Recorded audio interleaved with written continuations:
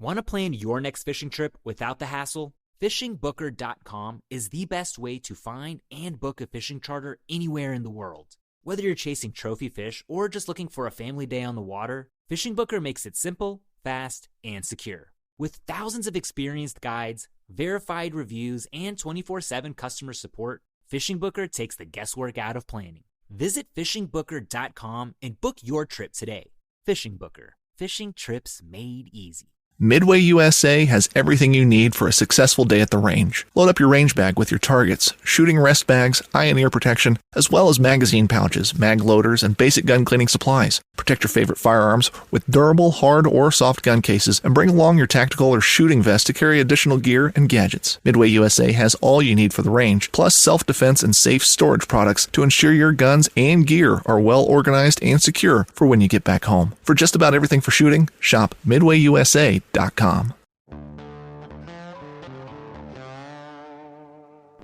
Howdy, folks, and welcome to the Hunting Stories Podcast. I'm your host, Michael, and we got another interesting episode for you today. Today, I continue with guesting on other podcasts, hearing stories from a group of folks that kind of hunt together or have some kind of connection.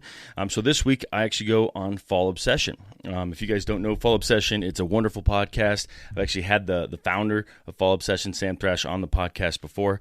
Make sure you check out his episode. I'll put a link to it in the show notes so you can hear more of his stories. But today, he collects a few of his people, some of his sponsored athletes or whatever you want to call them, and we just kind of go roundtable and tell some fun stories. So I hope you guys enjoy it. Please give me some feedback. I would really very much appreciate that, so I can see if this is worth the time, if you guys enjoy kind of the different, method of hearing stories, kind of that campfire roundtable. But that's it, guys. Thank you so much for tuning in. Enjoy the stories. Now let's go ahead and kick this thing off.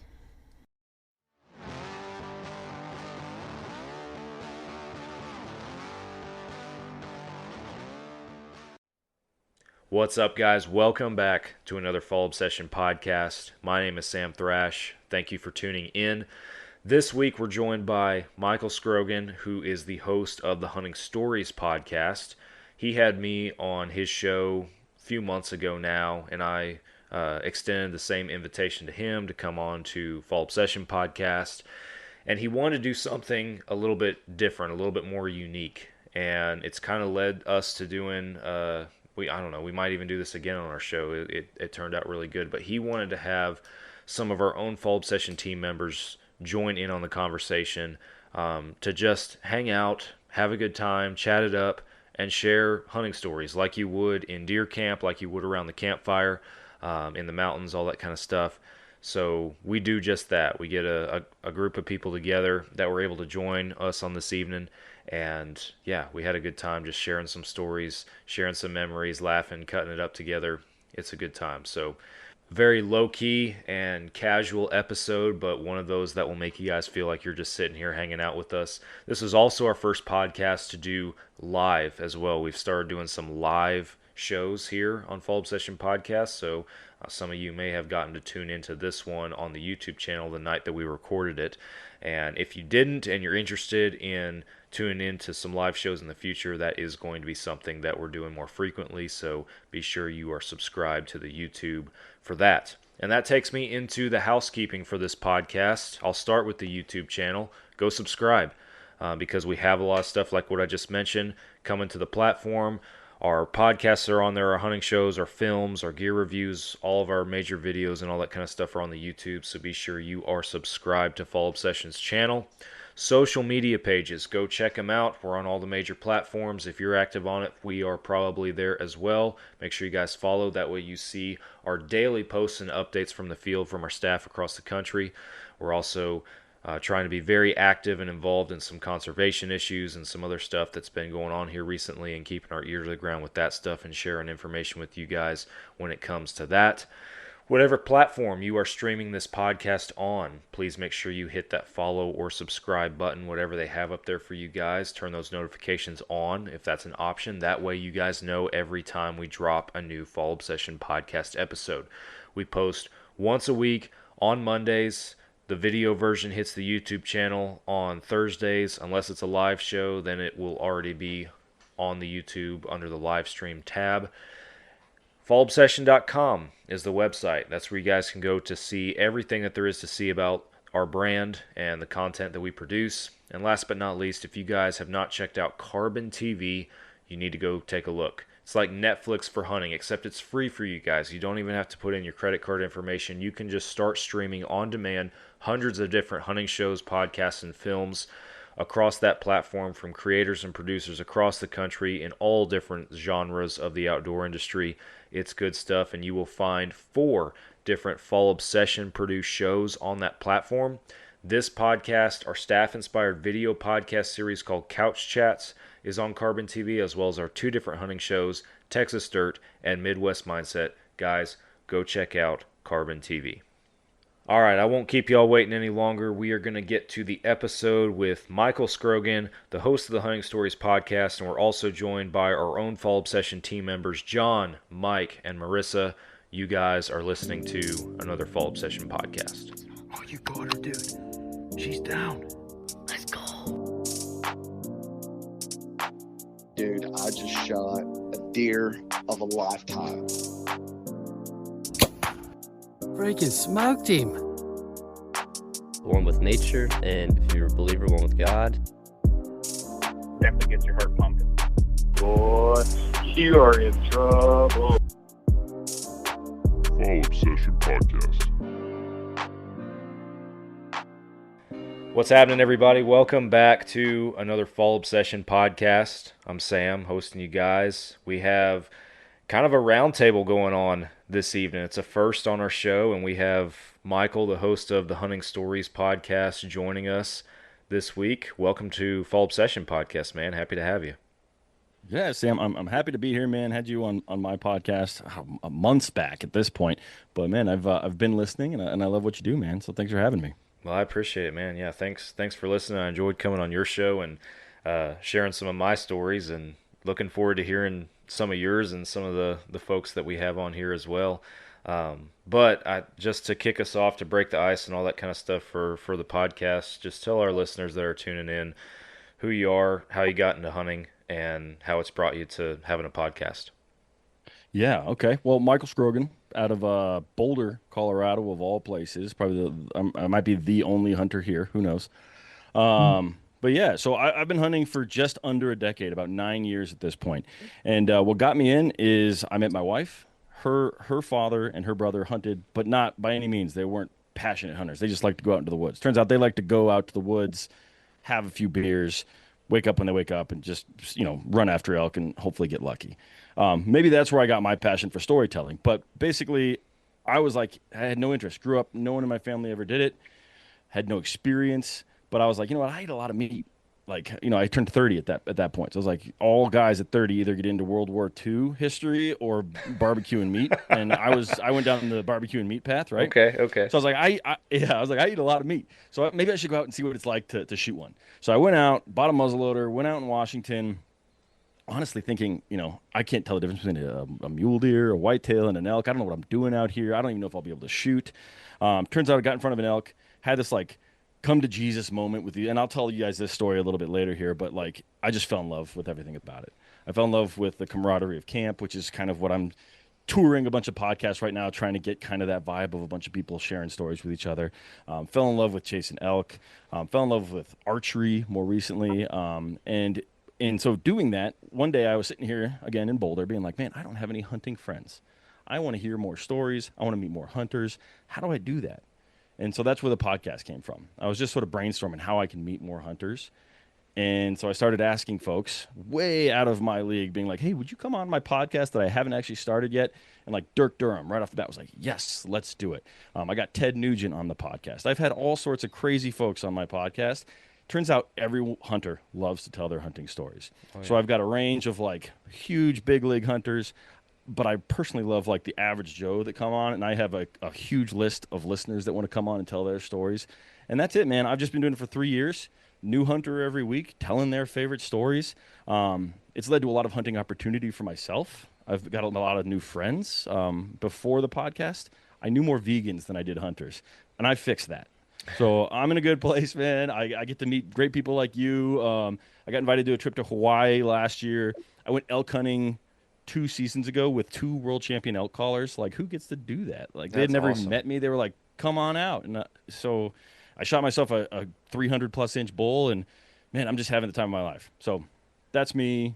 That's the podcast. That's my hunting story. Or that's where my hunting story began. I gotcha. That's awesome, man. Yeah, that you cannot find a better way, I think, to connect with people than through a show or a platform like this. Just speaking as a podcast host myself, like I share a lot of what you said, just as far as you learn so much and you get to meet so many cool people. A lot of the, like, everybody here, if it wasn't for the Fall Obsession brand in general, right, I wouldn't know any of y'all. So that's what's really cool, is to see everything kind of come together. I'm sure John has some elk stories to swap back and forth, because John is actually he's a guide up there in Colorado. Has some experience guiding both for hunting and fishing up there, so he's done quite a lot in that regard as well. What would you say is and I'm not trying to get you to tell your guest stories. I'm more just curious, like the craziest. Your show is called Hunting Stories Podcast. What's the craziest story you've heard? Oh man, I've so, as you can imagine, I've done like 160 episodes or something at this point. Man, a couple stand out. Let's think. I had Caleb Stillions on, and he's a guide in Alaska for grizzlies. Yeah, I know Caleb. Every one of his stories, I was like, no, like, what are you doing? What are you putting yourself in that situation for?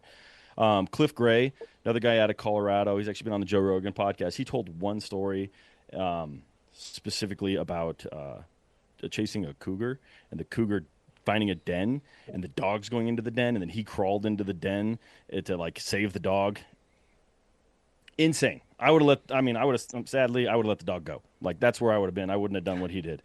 Man, there's just so many. I've got some of the guys from Eastman's Hunting Journal on, where they've literally seen a horse fall off a cliff. That was snow kind of builds itself out, but there's nothing underneath it. A horse fell over, and fortunately he wasn't on the horse, but then the snowbank just broke off and the horse just disappeared like the vast nothingness.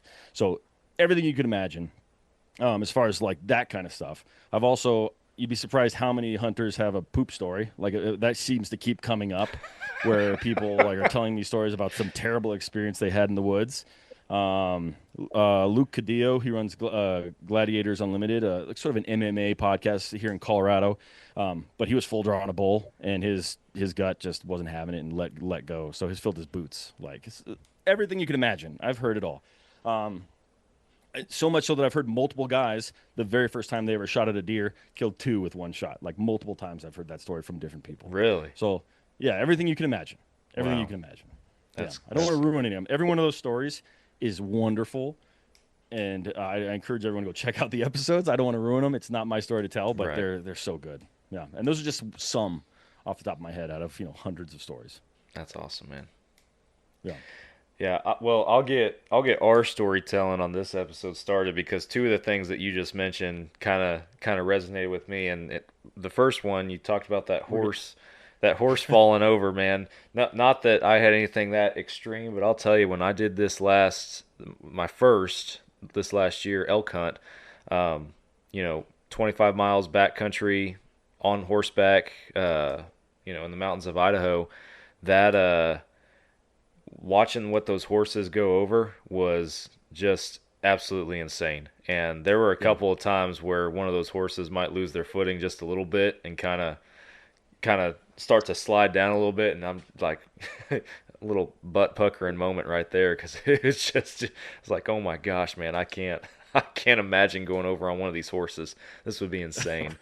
But that was one, and then the other one, unfortunately, and I don't want to I never thought that this episode or this show. It's a poop story. It always is. I never thought this episode would go there, man. But I mean, and I'll keep it I'll keep it simple. But just I had some altitude related issues being a Texas boy hunting at 8,000 feet all of a sudden. So first 3 days, I had a roll of toilet paper handy, and I was frequently running off into the woods while these guys were elk hunting to find me a log. So yeah, it's it was kind of a sucky deal in that regard, but Yeah, I it guess happens to the it's best true. of I guess us. it's true. All of us have one, right? Yeah, we all do. We just hope you have TP with you. Otherwise, the stories get real interesting. Yeah, that's that's no joke. No joke at all. Well, John, I'm going to kick it to you for a second, because I'm curious from the elk standpoint, and I know that I had you on on our show here not that long ago, and we talked a little bit about elk hunting and guiding and everything. But man, as a guide, I'm sure you see some pretty interesting characters come through and have some interesting stories. What's what's kind of an off the wall guiding story that kind of sticks with you a little bit?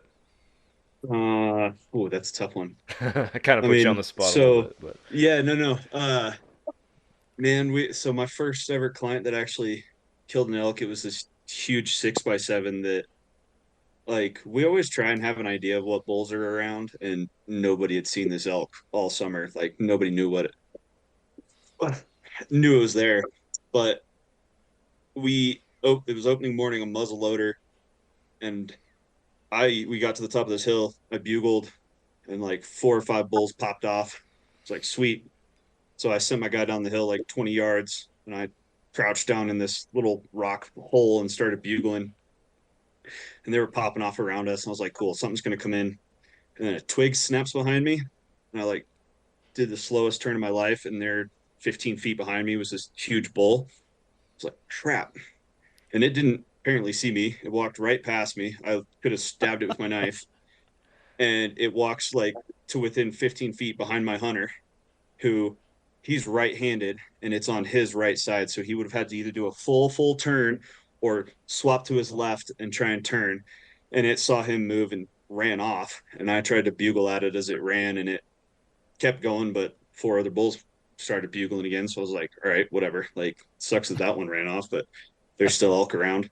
So we started moving down the hill, and the elk the bulls kept getting closer. We had this cow walk up within 40 yards downwind. She looks like right in my eyes. We stare at each other. I thought she was going to bark and blow the whole thing. She just walks off. I'm like, what is happening? And we get a little farther down the hill, and there's this little 4x4 raghorn like 80 yards to our left, just going back and forth. My client had killed a like 5x5 a couple years before in a rifle hunt somewhere else. So he was like, I don't really want to shoot that. And then this like 5x5 steps out in the creek below us, and it's thrashing brush.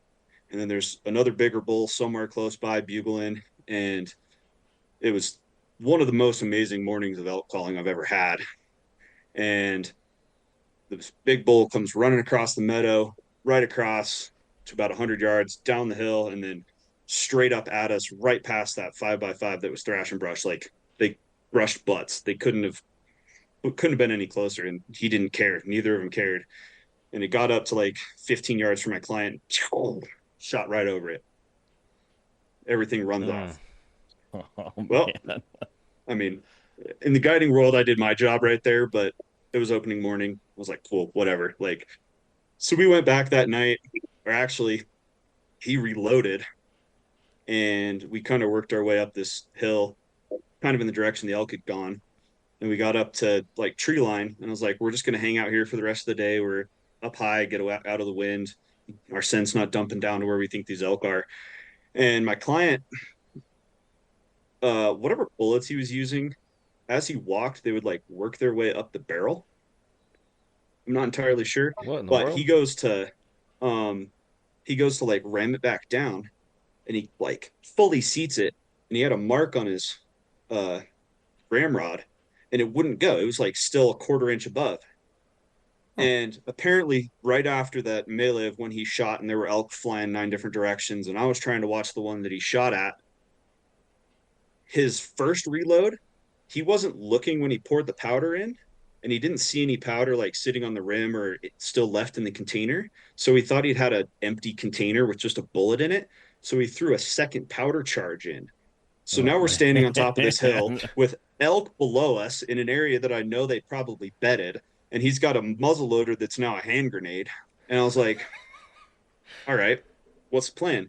He's like, well, I can pull the bullet. I'm like, all right, do it. He's like, bullet puller's in the truck. I'm like, you mean the one at the bottom of the hill? And he goes, yeah, that's the one.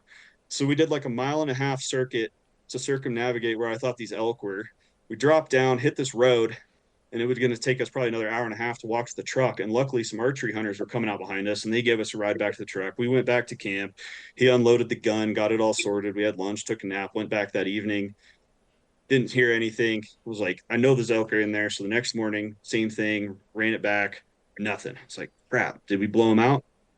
All right, I'm going to keep sticking with my plans. We went back to the spot on the top of the hill, sat there the rest of the day, just cow calls here and there, kind of worked our way around, glass of saddle. I was like, man, I think we blew these elk out. And so we started working our way through the timber that evening with that last thermal coming up. And I'd bugle like every 150, 200 yards.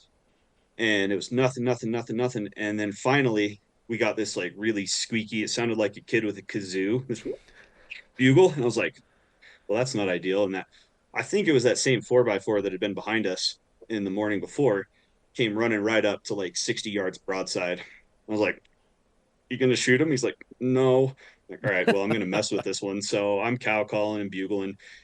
And this probably went on for about a minute. And that bull's kind of just trying to figure out what the heck we are when the pine patch, like, I don't know, 80 yards below us just erupts. It sounds like the T-Rex from Jurassic Park. I was like, oh, and I can see this huge tan body moving, and I'm starting to count points here and there.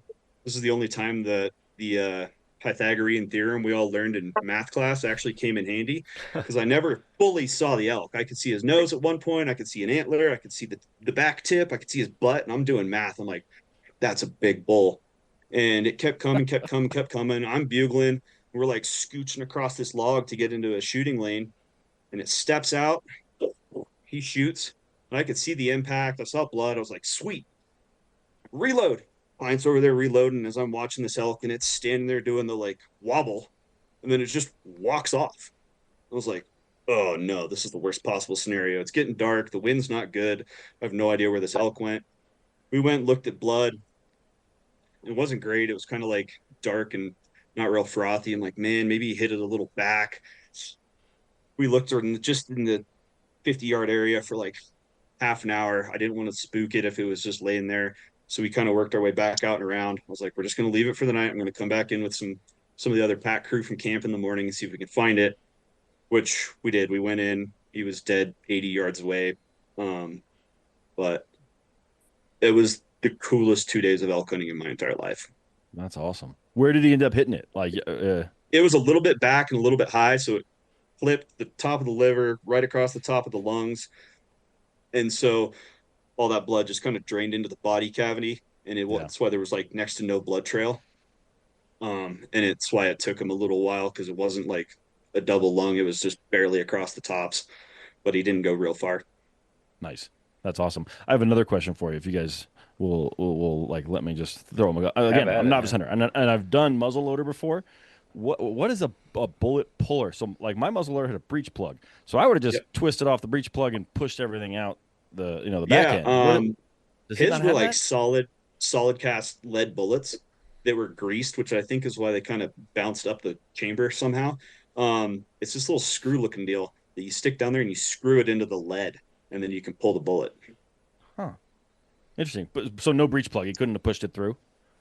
That's a good question. I don't know. I think his breech plug he had tightened down to a point, and we didn't have a okay. screwdriver or a tool or anything. Gotcha. But it all worked out. Yeah, man. That's an epic hunt. That's awesome. Hi, I'm Matt, founder of Afuera Coffee. Coffee for the outdoors. Afuera means outside in Spanish, and we believe your coffee should be as exceptional as your outdoor experiences. We source specialty coffee, grown sustainably, sourced with care, and roasted on demand.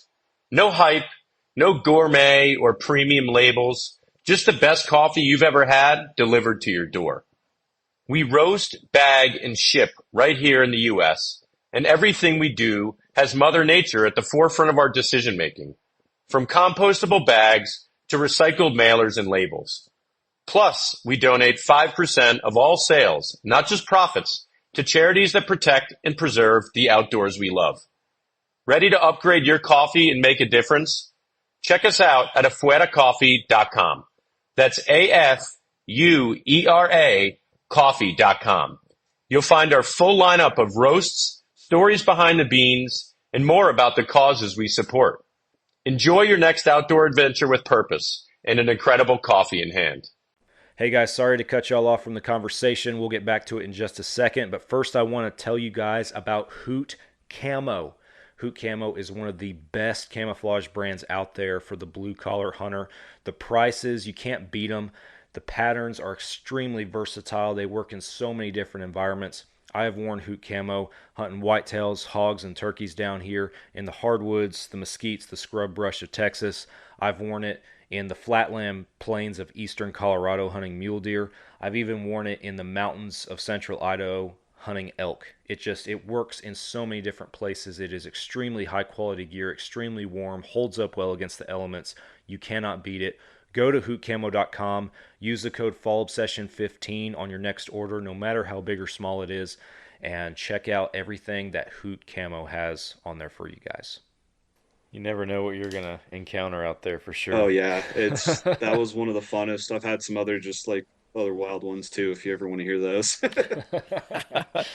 How big was the bull? You said it was a monster. You actually broke out the Pythagorean theorem. Yeah, so for that unit, historically, anybody I guided, I'd always say if it's legal, shoot it. Like 4 points on one side, the Colorado legal. He gross out at 339. So not like massive, but for a unit where you're telling people to shoot a legal raghorn, he was huge. 6x7, he was really nice bull. Yeah, that's awesome. A 340 bull is huge. I don't care where you are. Yeah. 100%. Yeah, I was like, I don't usually get like buck fever with client. All right, I'm not the one behind the gun. I did my job. It's standing there, but that thing stepped out and I had a little bit of the shakes going. That's awesome. That's awesome. I bet that guy was fired up. He was stoked. Rightfully so. Michael, you mentioned earlier a story that you said you could share with us when you referenced your come to Jesus moment. You got my curiosity piqued. I want to hear about it. Okay, so this is my second hunt ever, and it's in Washington. Muzzleloader elk, so we're staying on trend here. And what's funny is my first hunt, I don't remember much about it. I was scared in the woods. It was dark. I didn't like it. It was nothing about hunting was I interested about, but they invited me. Father-in-law, brother-in-law, I just went to the second time. But we put in Washington, most tags are just going to be spikes. This second year, we drew a bull tag. And because it's like they combine all the points of the group, so the guys had all these points. I had 1 point, and they're like, you bastard, you just used all our points, and we all drew. Like, I was super lucky. That being said, I'll tell a story before I say too much more. But this season, about 8 months before, I'd actually torn my Achilles. So I'm not in the best shape. I'll start with that. Also, again, not a hunter at this point. I'm just a guy who was invited. So I roll in my Volkswagen Tiguan into camp like 10 p.m. the night before opening day. And I'd never been to this unit before. It wasn't the same unit that we drew the year before. It was a special tag. So we roll in, and we just, they're already at camp drinking, and I'm like, all right, let's go. We get to bed, and all night long is bugling, everywhere, just bugling. I'm like, what is this? I've never experienced anything like this in my life. I was like, are they going to come stomp our tent? And we've got a big canvas wall tent. But I'm just all night long, can't sleep a wink because they don't shut up. We wake up in the morning, and everyone's like, all right, you guys ready to go do this? And I'm like, yeah, did you guys hear that? Every one of them slept through it. Nobody had heard a bugle, but they were bugling all night long. Wow. Other than my buddy Steven and I, we had not really scouted. We had no idea what to do. We're like, hey, Onyx says there's a field this way. Let's just walk to that field. We walk out there. We hunt the morning. Nothing happens. We come back. We make breakfast. Meanwhile, my father-in-law, my brother-in-law, they've got a dried up wallow that they put some cameras on. They know that there's some elk there, so they're sitting in that wallow. So they're over there, probably about 2 miles north of us. We're at camp, just hanging out at a field next to our camp. Really great strategy. Either way, we come back to camp, have breakfast. My buddy had in Washington at this time, you could bait. I don't think you can do it anymore, but we had backpacks full of apples. And we're like, we've got this other camera. Let's go out there with these apples and drop them from the camera and then go hunt that hillside. And so we drive 2 miles east to this other area, and we're literally sitting there. It's probably 10, 11 in the morning. and we're baseball pitching apples to each other with sticks of wood, just smashing these apples all over the place to get the aroma out, just like having fun, just being idiots that don't know what they're doing in the woods. And then we hear a bugle, and it's like midday. We're like, what is that? That doesn't make any sense. Like, and we're like, it's probably some hunter, because we're so like we know so much about this that we know that that's definitely a hunter, because there's no way an elk would bugle at this time. But it just keeps bugling, and it just keeps bugling. And it just keeps bugling until it gets to the point where we realize it's more than one elk or bugle. So it's like one right after the other, and they're just going like, "Holy shit!" Like, is it okay if I swear, Sam? Is that all right? Yeah, you won't hear you won't hear me do it, but I don't put any restraints on my guests, so you're good. I won't be too dirty here, but we hear this going off. So we run down from our baseball practice down the hill. And there's this big valley, and we're parked on the opposite side of a valley across this creek. But we're looking across the valley on the other side of the mountain, and in this one patch, it's all trees, but in one patch, just a huge bull walks into that patch and just rips a bugle. And like it's all we can see. We're like, oh my God. Like those are elk. Those are not people. And so like we just panicked. We didn't know what to do. We're still wearing like our early morning stuff. I've still got a half a bag of apples that I'm carrying on my back, and we have to go right to get around the river to where we can cross the river. So we just run this way, and we hit the river, cross over, and my buddy, God bless him, he's in great shape, but he's like, we're gonna run this elk down. At the time, I didn't know you couldn't catch an elk. Either way, he's just running up this hill right after that bull.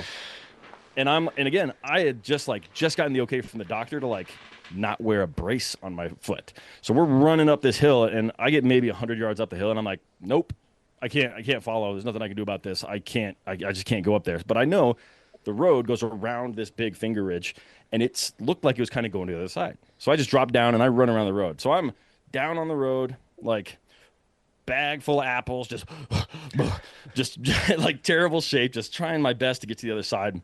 Cars are passing me on this dirt road, and like I'm just some idiot jogging down the road in full camo, muzzle loader, backpack, everything. And they don't stop. They don't say anything. They just drive right by me. And I just keep going until all of a sudden I hear a poop. I'm like, oh my goodness, somebody shot at these bulls. Next thing I know, a bull runs down, stops on the road about 70 yards in front of me. And I pull up my muzzle loader, and directly, like literally framing the elk is somebody's camp.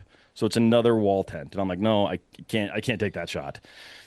So I'm just like huffing and puffing, and the elk runs off into the woods. And I'm like, oh my God, this is amazing. And I'm just like in the moment, completely lost. So I run to where he was standing, and I look into the woods where he was, and I hear something behind me. So I turn around, there's another bull.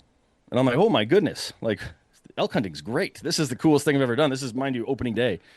And so I turn around, pull my muzzle loader up, and I just let her rip. And I nail the bull. The only thing that they'd really given me as far as advice was like, if you shoot, put another one in. So I open my little case, and I'm putting my, my black powder in. I'm dropping sabots in, and I'm panicking. I drop the whole case. I lose everything. So I'm digging in the grass, trying to find my powder and my sabots. Taking my ramrod, shoving the everything in there. A car drove by me while I'm like panicking in a ditch on the side of the road doing all of this stuff. Either way, I do that, and I'm like, okay, now what? I'm like, well, I guess I go to where it was. I don't know what else to do. So I walk up there, and the next thing I hear is my brother-in-law. Again, he was like 2 miles north of us. And he's like, who's shooting? And I'm like, Dylan, it's me. And he's like, I just shot an elk. And I'm like, I shot one too. And we're like, oh my God. And so like he's yelling, and he's like, I have no idea where mine went. Apparently with him, he heard the bugling as well and came in from his side. He told my father-in-law, because my father-in-law was too slow, he's like, sit down. I'm going to put a pin on you. I'm coming back for you, but I'm going to go chase these elk. And so he chased till he realized he was in a herd of about 40 cows with these two bulls about to go at it. And he waited until that bull was maybe 10 yards, and then broadside 50 caliber muzzleloader just poof, nailed him. So that's his story. But I get to the spot on this game trail where I shot that elk, and I hear him yell, I have no idea where my elk is.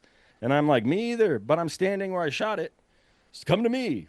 And we're just screaming in the woods, because that's what you should do right after you shoot any animal, is just like yell at each other. So we're yelling.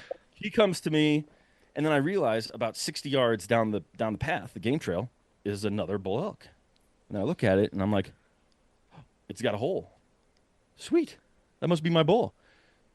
oh no, it's got 2 holes. Shit. I think we shot the same bull. So we're sitting there and we're like, yep. And they're both lethal shots. What's crazy is he shot it like 10 yards away with a 50 cal. But with the adrenaline that he had as he was about to go into that fight with that other bull, he was on his feet after 2 shots for probably about 35 minutes before he laid down and expired. And I didn't know at the time, like, I should probably have put another round in him. Again, I was super novice. But I was like, I'm just going to sit here. And he's like, so I'm sitting there with my brother-in-law. He's like, oh, God, my dad. I got to go find Dad. So he's like, I'll be back. And so he just runs off. So now I'm sitting here alone, again, by myself. No idea what I'm doing, just watching this elk slowly die. Wasn't a great experience for me. It was really heavy because it was the first time I'd ever shot at anything. In the moment, I had no hesitation. I was cool as a cucumber, but like sitting there watching it die was really, really hard. Eventually, my other buddy came over, the one that had run up and over the mountain. He missed everything. He didn't see a damn thing. But he rolls in and he's like, what happened? And I'm like, you see that over there? That's a bull. I don't know whose bull it is at this point. It's our bull. But it's a bull.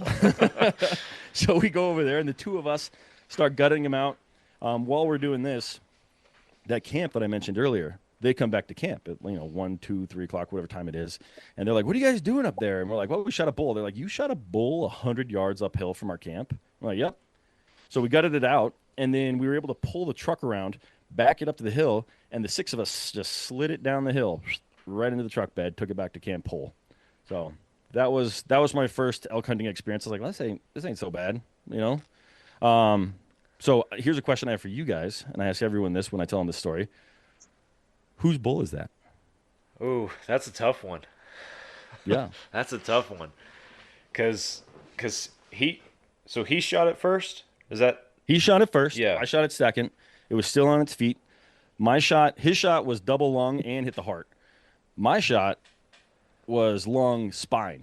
I have the sabot for mine. It was in the spine. We found it in the hide. It came out the other side. Ooh, man.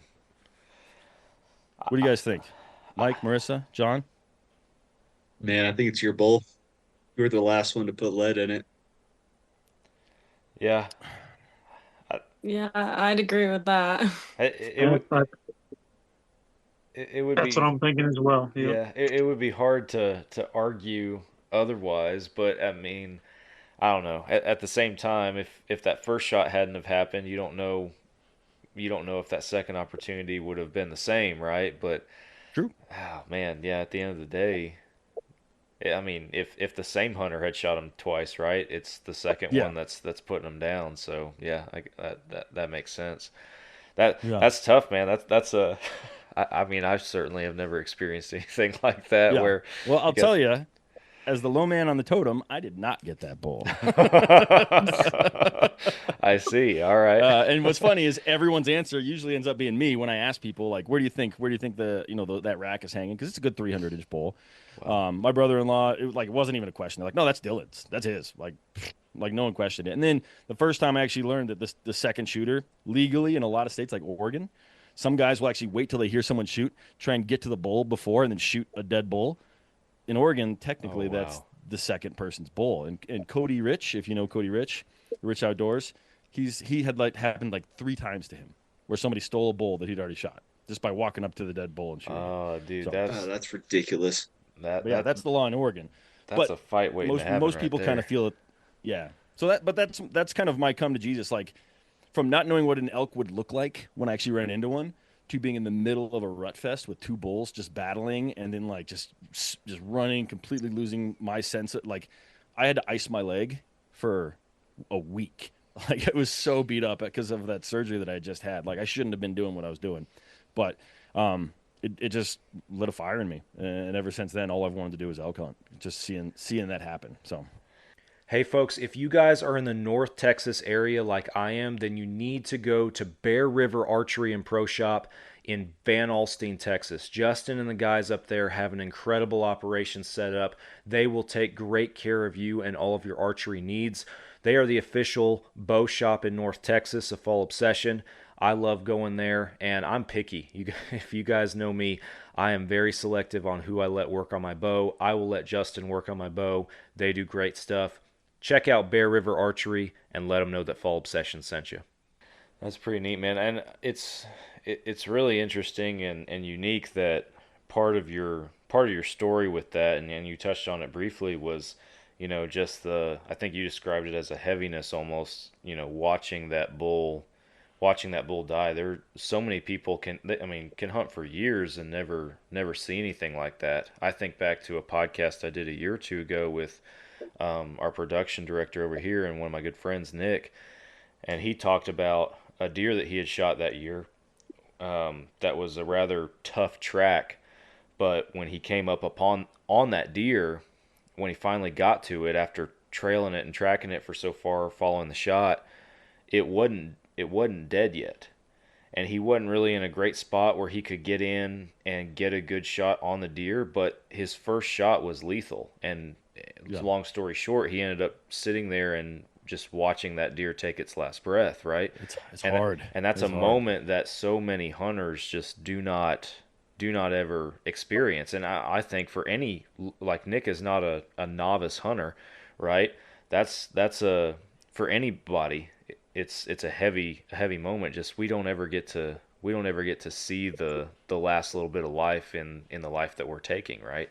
And that, I think, if anything, gives a hunter a certain level of respect for an animal, and for the hunt itself. That it's that right there, I would say. Yeah, I mean, I cherish that hunt and everything about it, but I do regret that I wish I did. I wish I knew to follow it up. Like, yes, I got to experience that.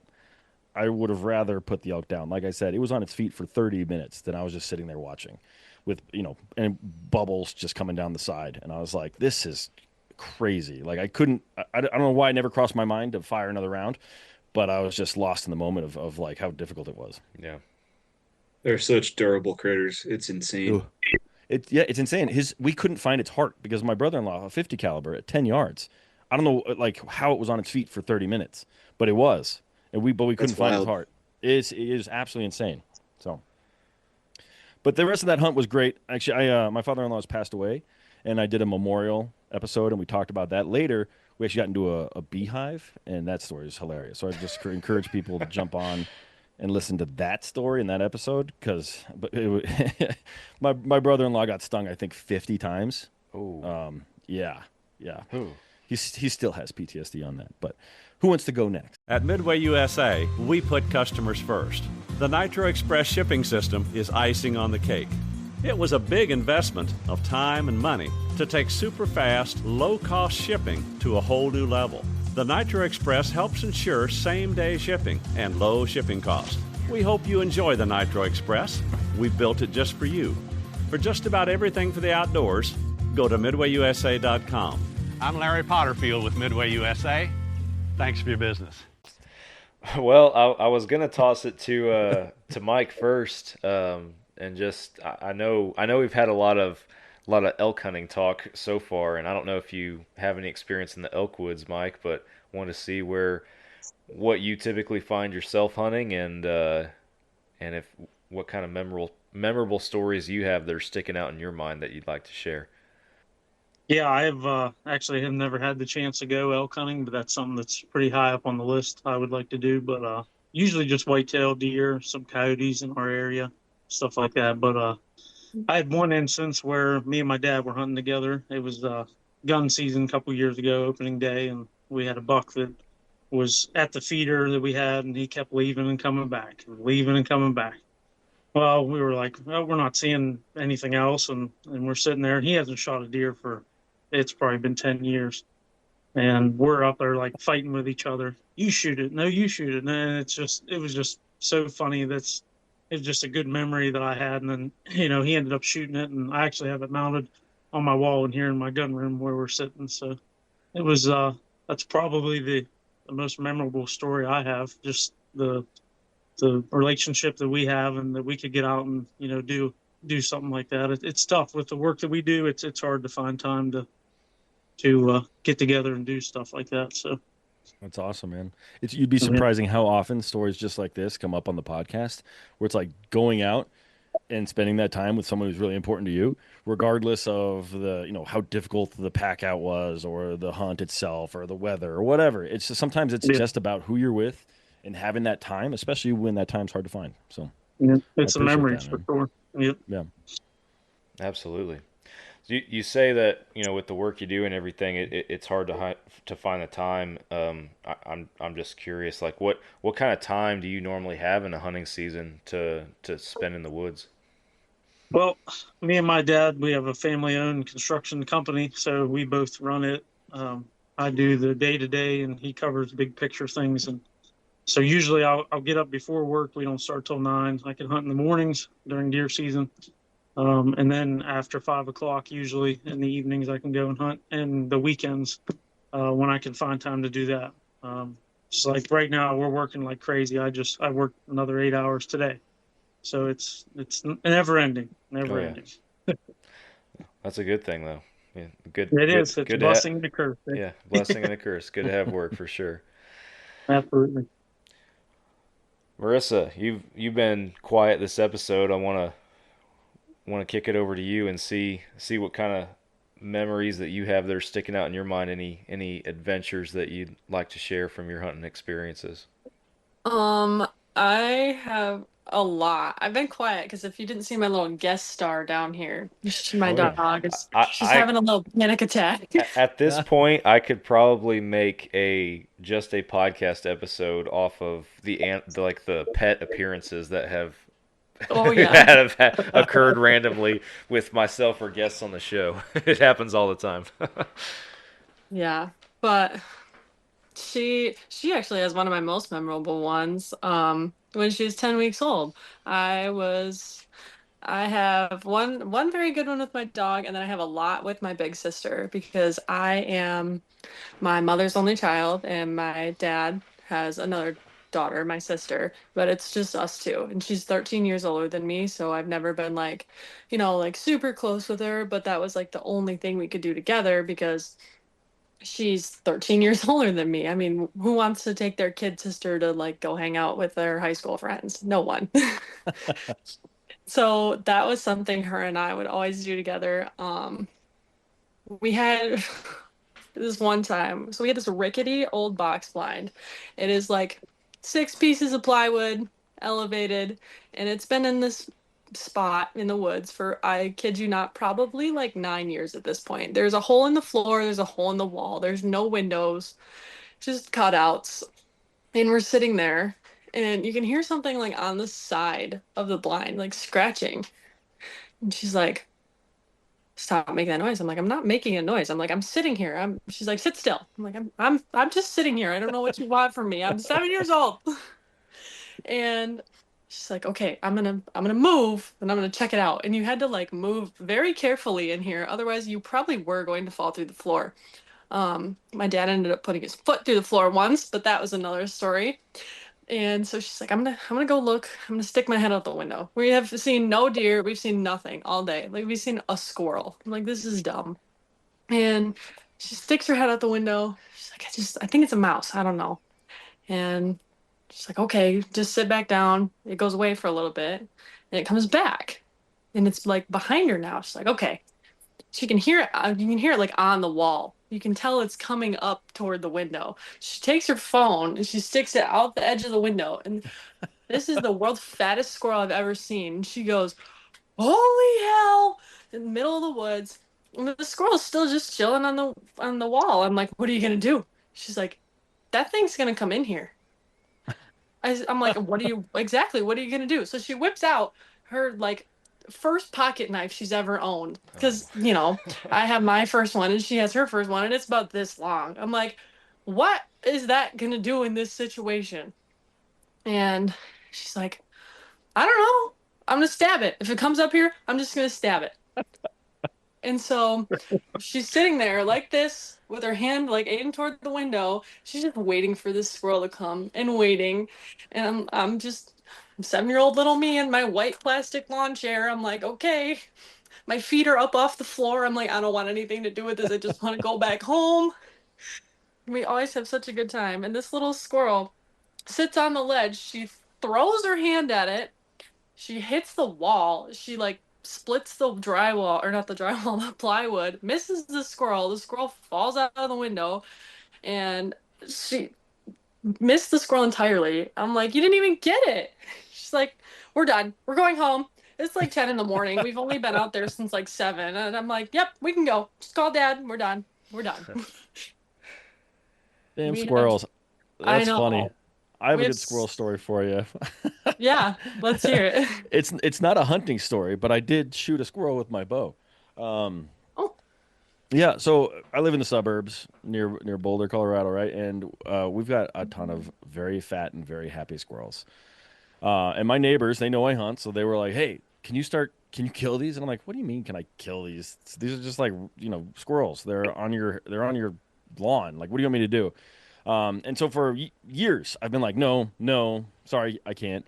We bought a new outdoor patio couch, and day one, this damn squirrel nibbled its way and just destroyed the arm. And the reason I hadn't been trying to kill these squirrels, my wife has a problem with death. She just doesn't want to be around it. She loves that I hunt, but she doesn't want to see anything die. It's just her personal choice.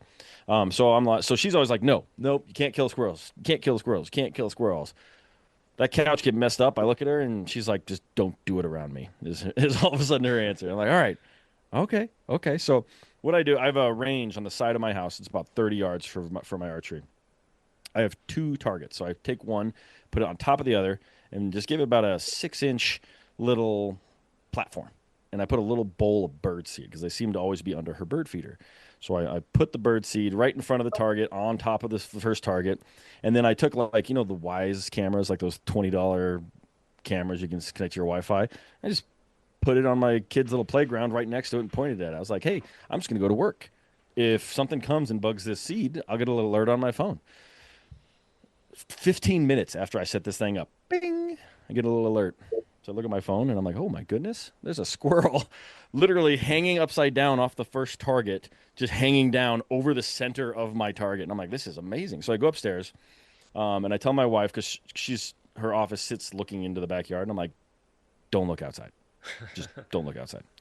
Because she doesn't want to see it. Don't do it around her. So I thought that was the right answer. It turns out later in the story, I'll tell you that was not the right thing to tell her. And so also my father-in-law there, and at the time we had an au pair from Argentina, and I'm like, guys, don't go outside. I'm going to go shoot my bow. So I grab my bow, I go out the front of the house, and I come to the side to where I shoot from, and it's 30 yards to the target, and he's just sitting there on the target. I'm like, well, this is way too easy. So I take my phone, and I actually do like a screen capture, so I'm recording the Wise camera to see, what happens. And so I set my phone down, and I pull back, and I'm using field points, not broadheads, which was a mistake, but I shoot, whoop, nail him, center mass, just whoop. I'm like, yes. Then I realized, oh, that didn't kill him. That just went straight through. Like, he went bonkers. You guys may not know this, but squirrels growl when they're really pissed off. So it went right through him. I got the whole thing on video. He goes just, going crazy, and he wiggles his way all the way down to fletchings. And I go over to him like, oh, God, what do I do? What do I do? And I can't grab the arrow and pull it out of the target because he's going so crazy, and he's just like a tiny little chihuahua. I was like surprisingly intimidated by this little squirrel. So I run back to the house and I grab a broom and I use the broom's like straw to split the arrow, so I can basically block him from attacking me as I pull it out of the target. I pull it out of the target, and he's heavier than I expect, so I end up dropping the arrow, and he just runs away with my arrow, and I've got like 31-inch arrows. Like, he's gone, and I'm like, what just happened? Right? And so the squirrel's gone. So like now I'm like walking around with a broom like a caveman with like a club trying to find this squirrel with his arrow. Eventually, he's hiding under a box in our recycle area. He's got a 30-inch arrow and a luminoc. It wasn't that hard to find. So I go over there and I lift it, grab the arrow, give him a one tap, and that's the end of that story. And I was going to eat it. What I didn't know is inside, we have this window that looks into the backyard. My father-in-law and the au pair and my son and all these people just were cheering like crazy when I nailed it because there was one arrow. I just drilled it. And so they're like, wow, yeah. But turns out that was more than enough to make it so my wife didn't want to talk to me for at least a week because of that whole death thing. So she's like, I told you not to do it when I'm around. And I'm like, I told you not to be around when I did it. Like I said, don't look out the window. She's like, everyone was cheering. And I'm like, that's not my fault. It was a great shot. Like, I can't tell that. I love that story. I'm not allowed to tell it when she's around, but that's my squirrel story.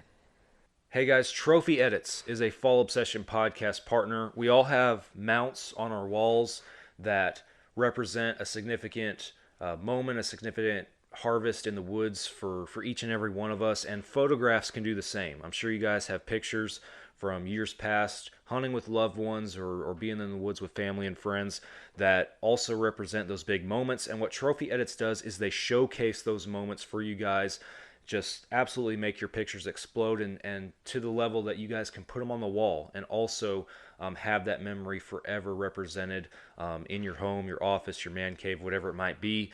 Give Trophy Edits a chance to do the work for you guys. And again, they make those pictures just absolutely awesome with their professional team of editors. So go to Trophy Edits website. The link is in the podcast description. That lets them know that you guys came from us. And use the code FALLOBSESSION at checkout to save you guys some money. That is hilarious. I will say the squirrels were gone for several weeks. All of them. They figured out what where not to be. Yeah, send a message. Golly, man. They learned. Yeah, Holy honestly, cow. I didn't think I'd hit it, right? Like a squirrel at 30 yards, but it was center mass. But yeah, it turns out the field points just went straight through, like did no damage to him. Like it just basically just sort of pinned him. Wow. Oh. Yeah. Yeah, that's something that, I mean, I've always thought about that. I don't think I've ever shot a squirrel with my bow, actually, but I've always thought about that, like, man, am I just, like, putting a dart through them at that point and pinning them to whatever's behind them, and you kind of answered that question for me, so. Yeah, I was thinking, like, most likely I'm going to miss, so how do I make sure my arrow's okay, is, like, my main thought process, and that's why I built this backstop and all that, but turns out I hit him. Yeah. Didn't expect to.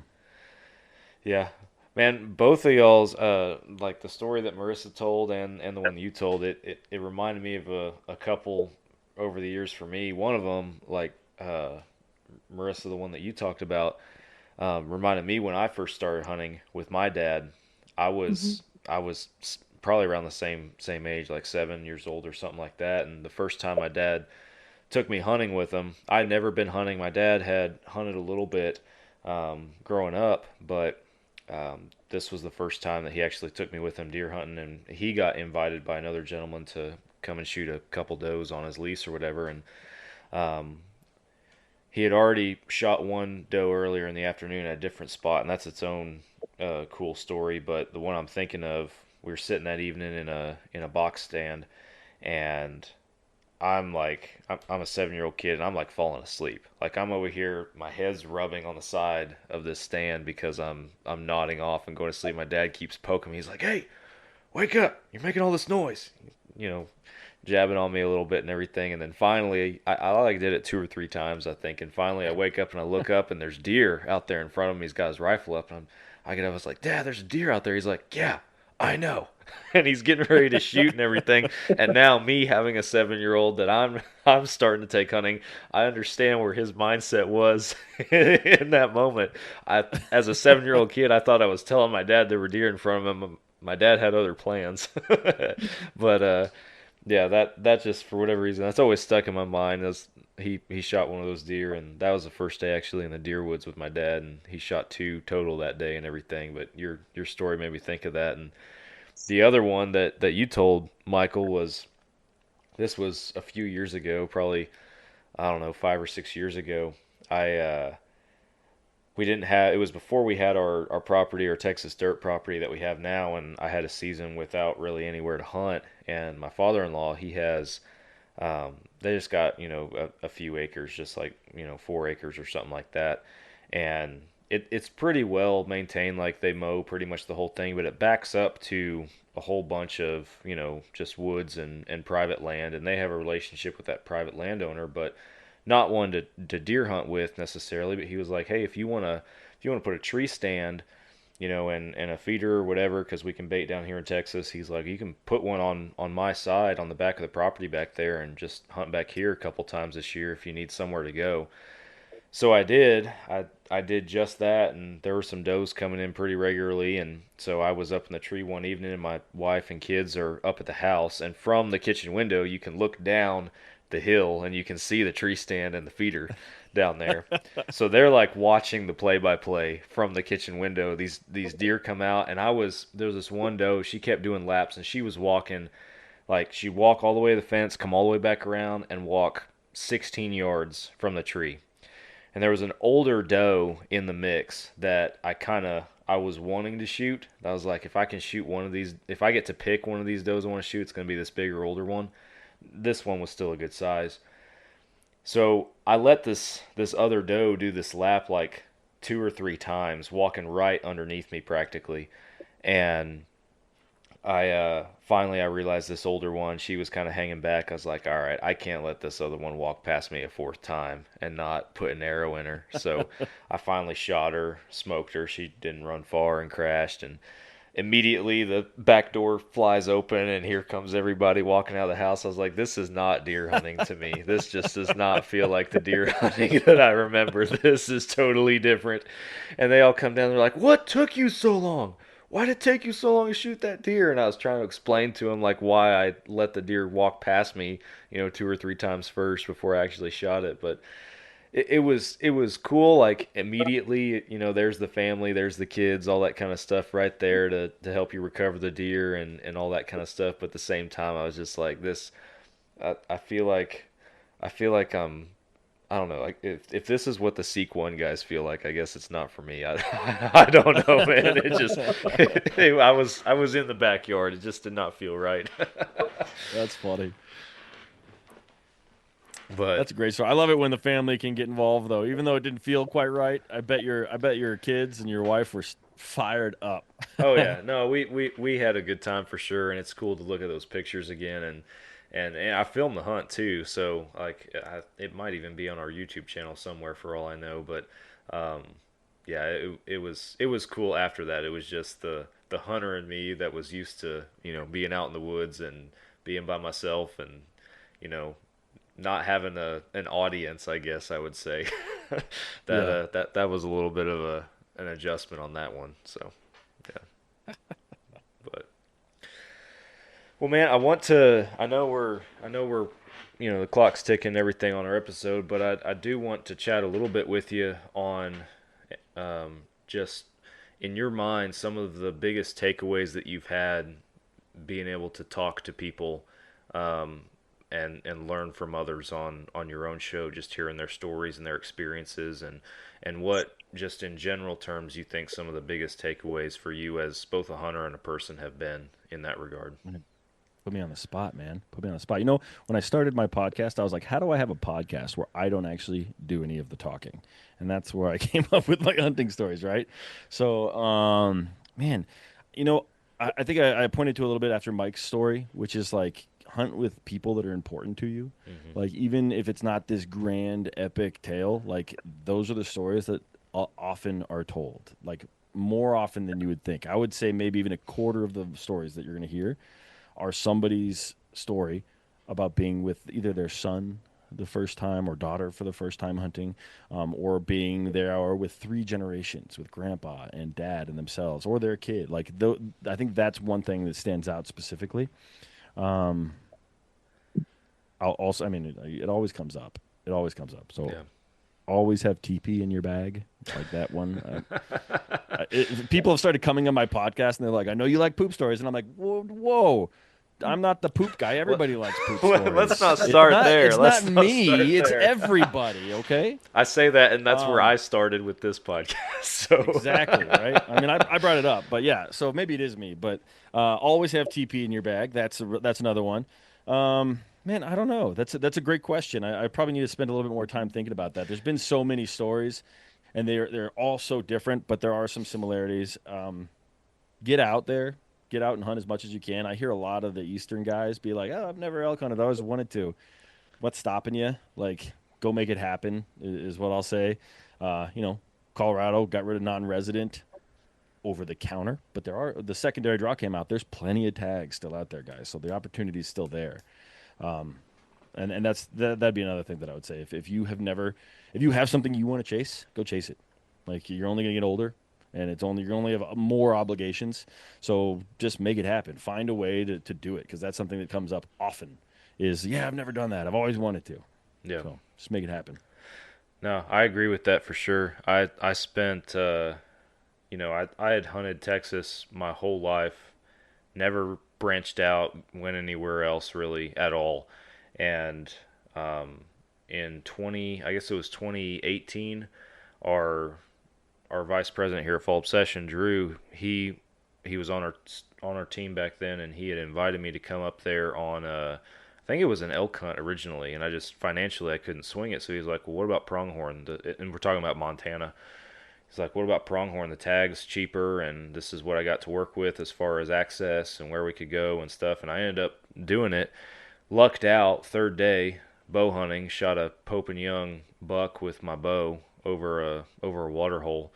Tickled to death. Realized the next year when I went back up there how lucky I was, because we were hunting a different piece, a different area, and lot harder hunting. Basically, I ended up eating a tag sandwich. But all as to say, this was like my first time out of the state of Texas, and I'm going to Montana, and I was ate up with it. I loved it. So that was 2019 that I had the tag sandwich. So 2020 and 21 and 22, 3 years in a row, I kept putting in for that archery tag in Montana because I kept wanting to go back and do it.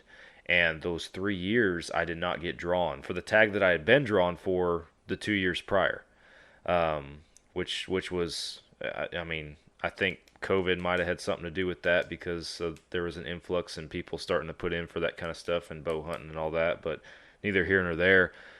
After not getting drawn for the third year, I kind of was like, what am I doing? I'm like, yes, I do want to go back and hunt pronghorn again at some point. 100% I do. But I keep putting in to experience the same thing again when I have all these other things I keep telling myself I'm going to go do.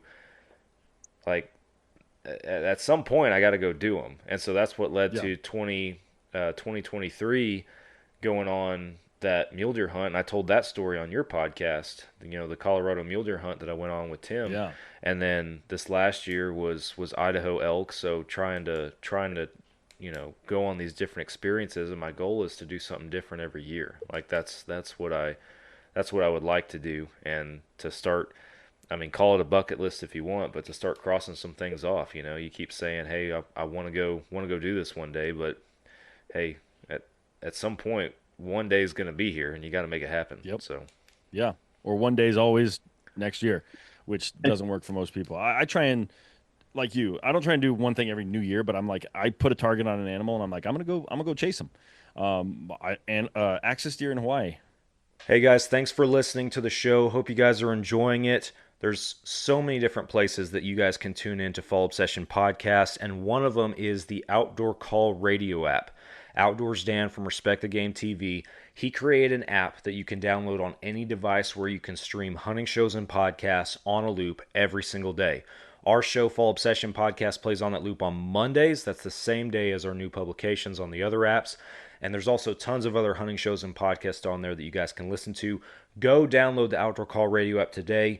It is free. You can start streaming immediately. And be sure that you follow their Facebook page, because Outdoors Dan does some live radio shows throughout the week. And even if you are not local to those radio stations, his broadcasts are shared on his Facebook Live.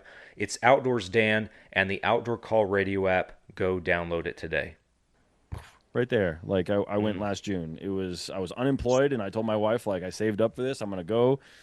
And I shot 2 deer on Molokai, and it was just such an amazing experience. My next big hunt is going to be a black bear. I've never shot a bear. I've had one opportunity where I had a tag in my pocket, and then I got scared and was like, what am I doing with a bow and a bear? I'm getting out of here. And I ran away. A little bit more to that story, but that's the long and short of it. But yeah, man, just find a species that you want to go hunt, make it happen. Yeah.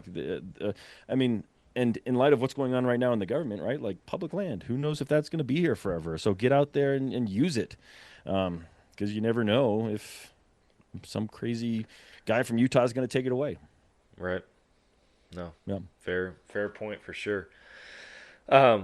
I'm curious because I've talked to a couple people, not necessarily on the show, but guys who have hunted axis deer over there.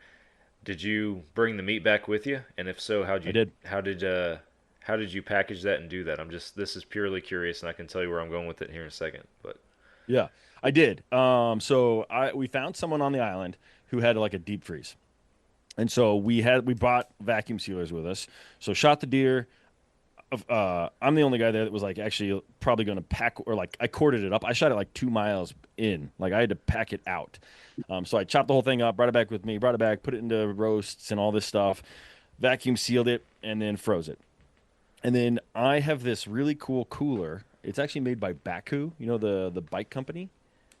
And it'll fit a full elk. In fact, I shot a cow moose this year, and it fit my entire cow moose into this one cooler. But it's like a bag cooler, so it folds up into something that's like smaller than my chest. So I put that in a large suitcase, folded up, and then with my other stuff, and then I emptied out my bow case. I emptied out the foam, and then used my bow case to I put my clothes and stuff in there as the replacement for the foam.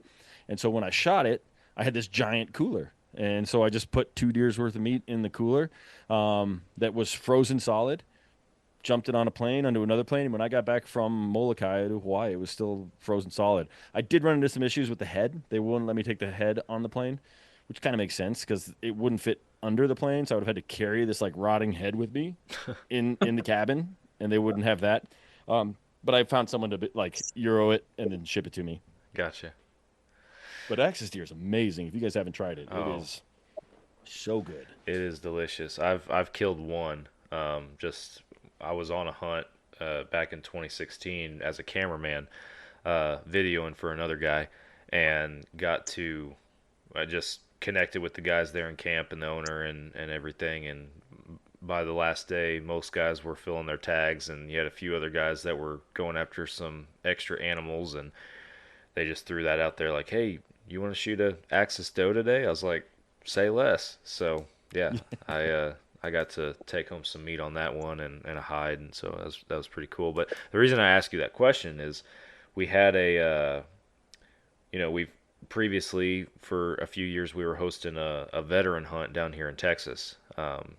Bringing a veteran in from anywhere in the country. It was open application, and somebody to which it would be a unique experience, right? Hunt whitetail. And so, long story short, first year I ever did this, name's Mark Zorich, came from California. Awesome dude. Never hunted whitetail before. He hunted bear and blacktail out there in California, but he had never hunted whitetail. So we had an awesome whitetail hunt. He shot a doe and a nice buck. But we're taking it back, and I had asked him, I was like, so what's your plan? This was in the preparatory stage of this hunt. I was like, what's your plan for the meat? Here's some options, right? You can donate if you don't want to take it. You can arrange to have it taken back with you. You can have it processed down here. I started throwing out options, and he's like, oh no, I'm just going to quarter it up and take it with me. I was like, okay. And he's like, don't. And she said, trust me, I've done this before. It'll be fine. I did this with an Axis deer in Hawaii. I was like, okay, I trust you. That's fine. So we get to talking more about this. He's like, yeah, and he starts breaking out of his suitcase these Yeti bags, like the soft cooler Yeti bags, right? Yeah. Starts breaking those out, and the deer between the doe that he shot earlier in the weekend and then the buck being on ice in the 3-hour drive to the airport, they were able to cool enough that we put them in these bags and put some ice in there and stuff with them. But he's just putting them in these cooler bags, and he's just wrapping them up and everything. And he has this big bag that he had all his clothes and everything in. He stuffs the heaviest one down in there that he's going to check. He takes another Yeti cooler bag, and he checks just that bag. He had it wrapped up in duct tape and everything, and then the lightest one, he carried it on with him, just full of venison, just straight off the deer, basically. And it was so funny because him and I, we were trying to let that buck, he shot that buck on the last morning, on Sunday morning, and his flight was leaving Sunday evening to go home. So we got that buck taken care of. We got it on ice. I take him to the airport that evening, and we're in the airport parking garage in the back of our truck, shoving deer meat into this soft cooler and wrapping it in duct tape, and people are walking past us with their suitcases looking at us like, what are these guys doing? I'm like, dude, somebody's gonna think we just killed somebody in this parking garage. This is sketchy, man. But man, I was nervous too, because I was like, man, what do you tell the TSA guy? Like when you walk up there, he goes, I just tell him that he said that I have a deer in here. He's like, he said, I'm just obviously honest about what's in my bag and everything. And he goes, in Hawaii, enough people, like, I guess enough people come down there to hunt, and they obviously have, if they're leaving and they're taking it with them, they're getting on a plane. So he goes, they're pretty used to it in general terms, seeing this kind of stuff. He just says, I assume that this is Texas, so people in Texas will probably be the same way. I was like, well, you're assuming a lot, but let's see what happens. He got through no problems. He said the dude didn't even blink an eye. He carried on a Yeti bag full of venison onto the airplane and flew home. I just started working for the TSA, and I asked questions about that. I was like, people come through in the fall with bags of meat, and they're like, oh yeah, all the time, you'll see it. So that's funny. I forgot about that. I forgot that you work over there now. Yeah, that's crazy, man. I've done it a bunch, and what's funny is, they get that little slip of paper. It's like the TSA looked at your bag every time. Yeah. Every time it's a bag full of meat, I get that little piece of paper. Yeah. But I've done it axis deer. I had elk meat in Washington, and I wanted to bring some to my sister in Colorado, so I just filled up a check bag, all frozen, and the bottom of the plane is cold, so it like stays pretty nice down there. So the flights are not really a big deal. But I've taken a bunch of elk to Colorado. Then she had a hog, and she traded me the elk meat for hog meat, so I took a bunch of hog meat back with me to Washington at that time. So I've done it a bunch of times, man, and it's never been a problem.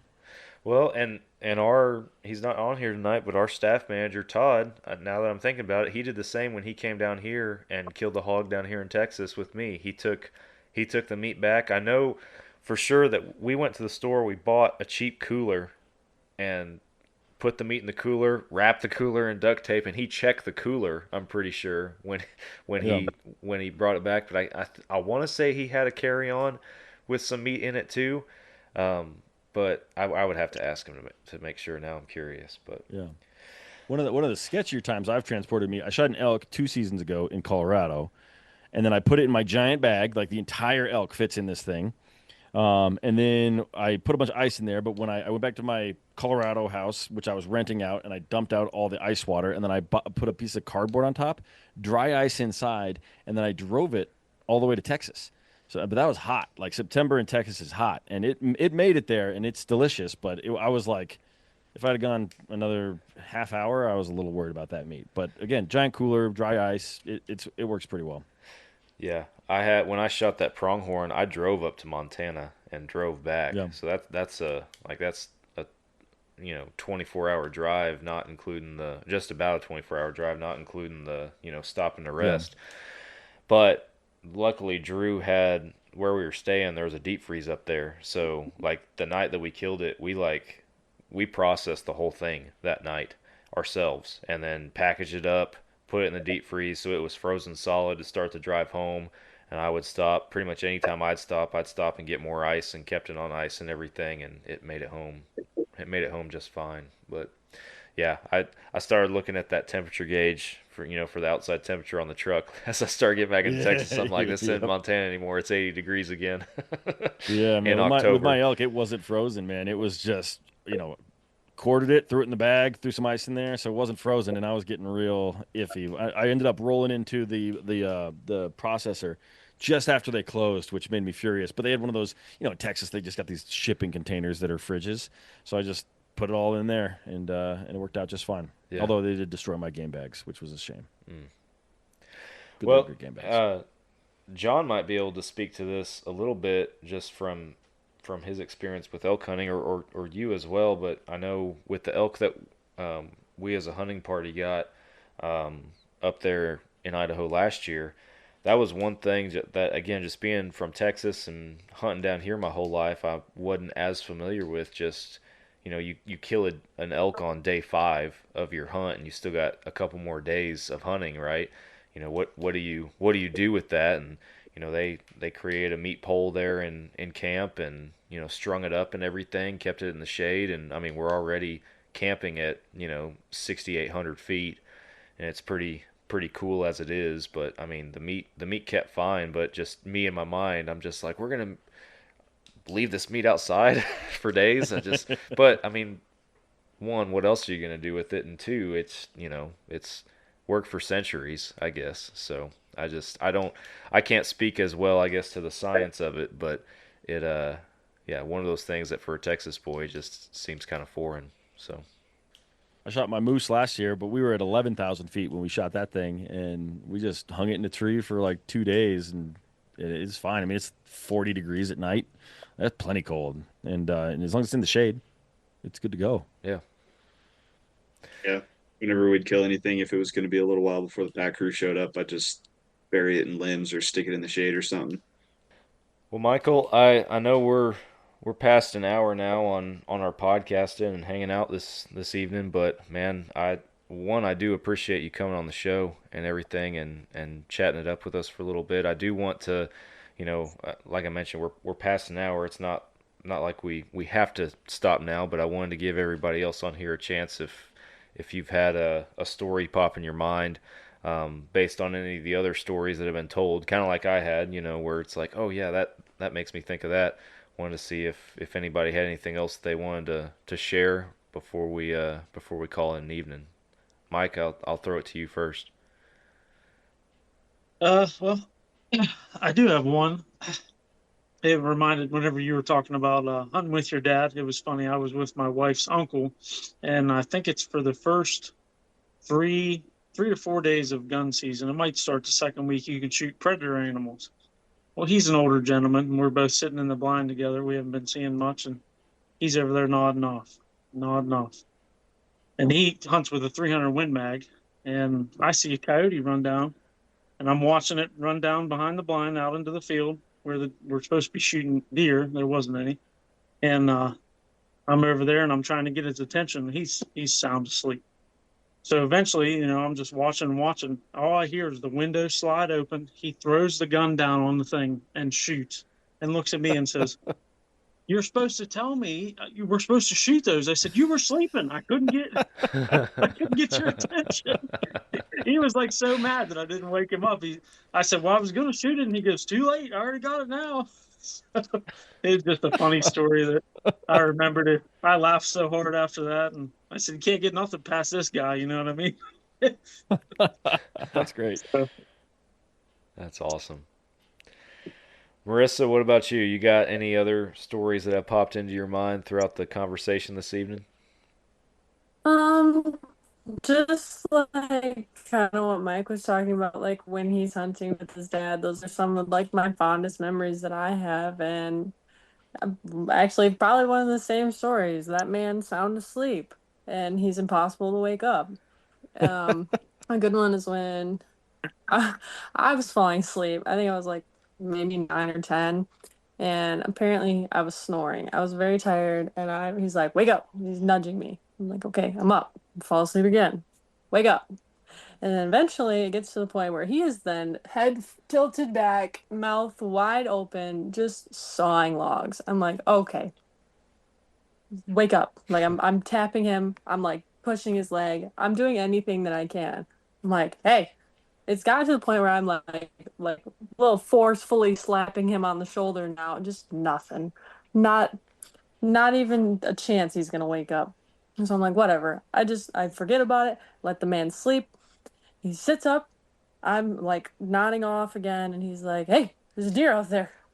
I'm like, "How do you just wake up and know that it's out there? Like, you just opened your eyes. You were fast asleep for like 3 hours." Can't put anything past him. No, you can't. I don't know. I don't have those instincts. I don't have the spidey sense that he has. I have that's an amazing story, and I'm sorry to interrupt, but I have something here. Mike Lee just tweeted that he's pulling the public land sales provision from the Big Beautiful Bill. Dude, let's go. Yeah, he just tweeted. He said, over the past, I read it, but over the Please past several do. weeks, I've spent a lot of time listening to members of the community, local leaders, and stakeholders across the country. While there has been a tremendous amount of misinformation, shut up, Mike.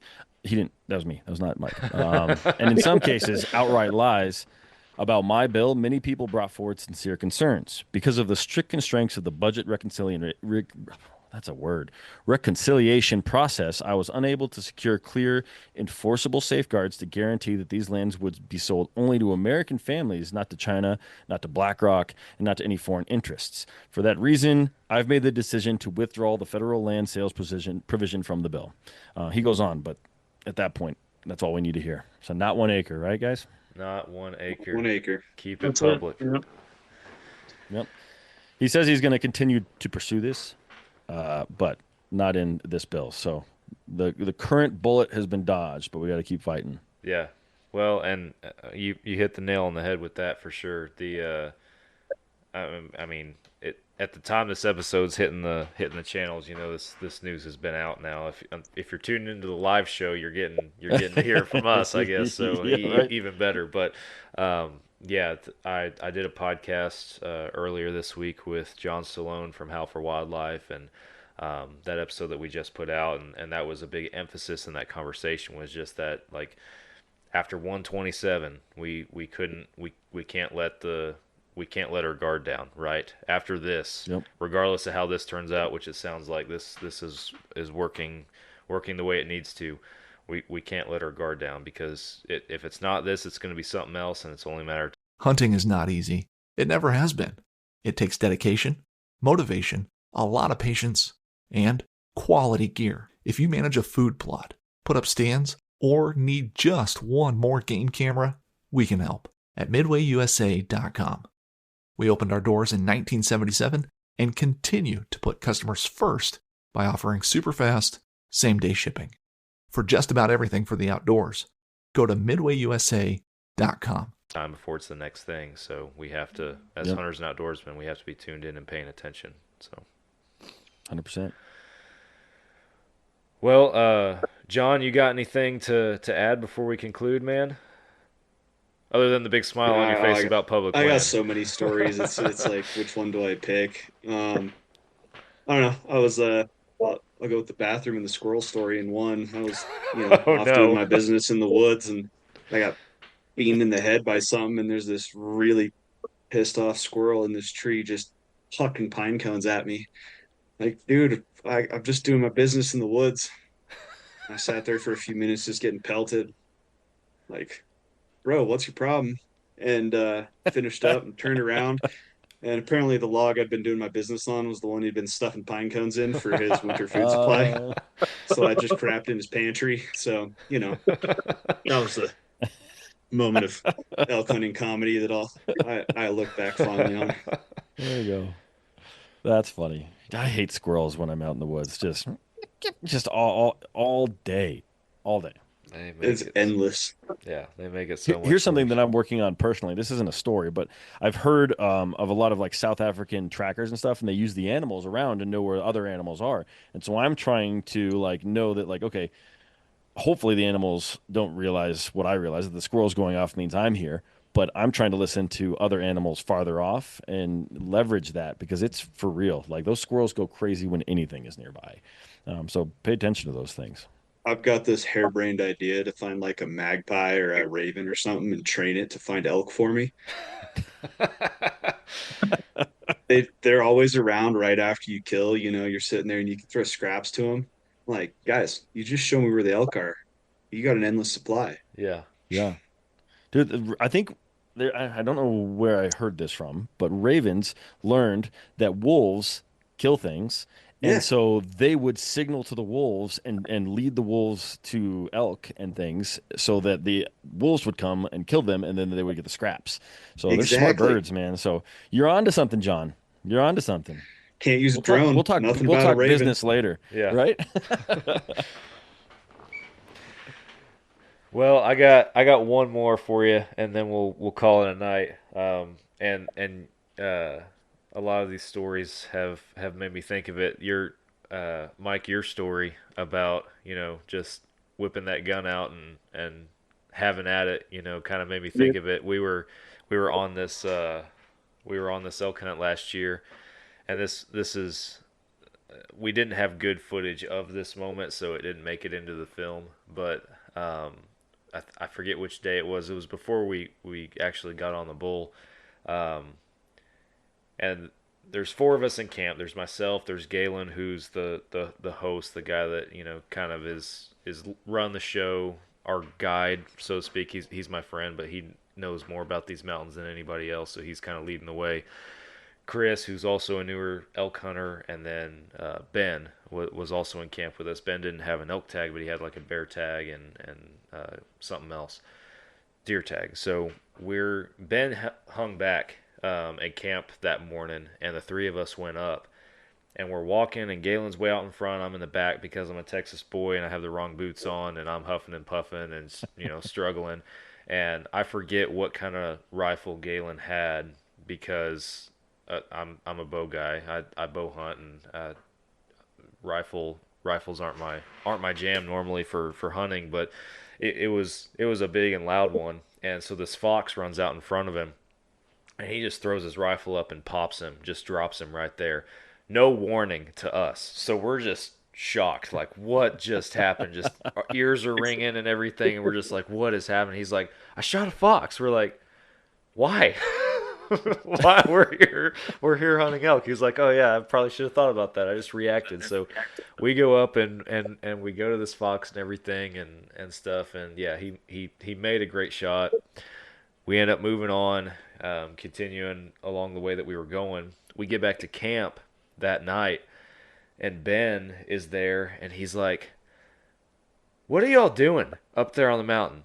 We're like, did you hear the shot? He goes, yeah, I heard the shot. He goes, I heard the shot, and I ran up the mountain because I thought y'all killed an elk, and I thought you would need help, and I'm wandering all over the hillside looking for y'all, trying to figure out where you guys were, and finally I come across this fox that doesn't have a chest cavity anymore, and I'm trying to figure out, and all of a sudden it starts making sense, and I realize I've been wasting the last couple of hours running around the mountainside looking for y'all when y'all just shot a fox with your elk hunting rifle. So, but that guy's got great ears that he made it directly to the fox just here in one shot. I mean, we were amazing. Impressed, man. We were like, man, I'm surprised you even found it. He goes, yeah, I found it, but he said, yeah, I was looking all over for y'all, and finally I walk across this rock, and there's all this blood there, and find this fox without a chest cavity. So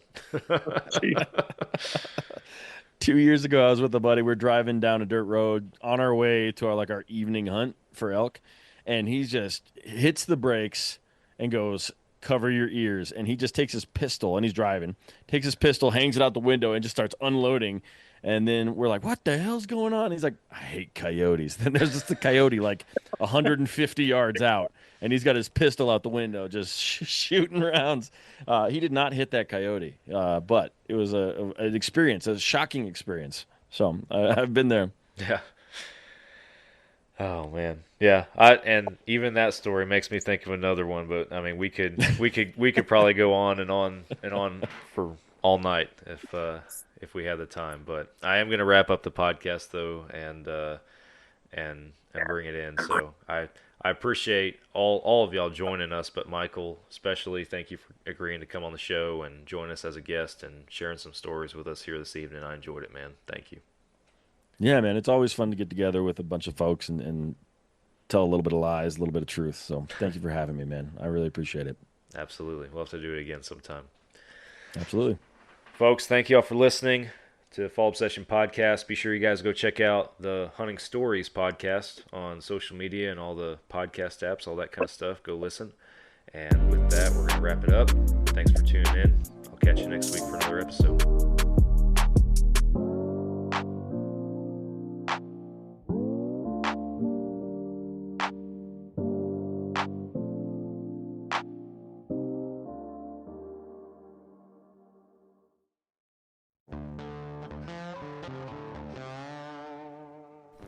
All right, guys, that's it.